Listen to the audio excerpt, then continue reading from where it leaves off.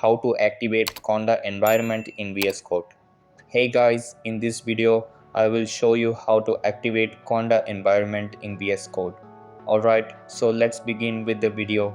First, open up VS Code in your PC. Once opened, press Ctrl plus Shift plus P on your keyboard to open up your search. Here, you have to search for preferences and select this option which says Open Workspace Settings JSON.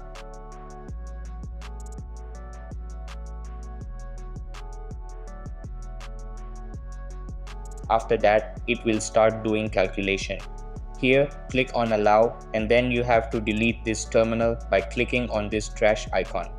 Once you delete this box will automatically turn to CMD. If it is not turned to CMD, then again delete the terminal and open new one. Now it will start activating Conda environment successfully. So that's basically how you can activate Conda environment in VS Code. So that's all for this video.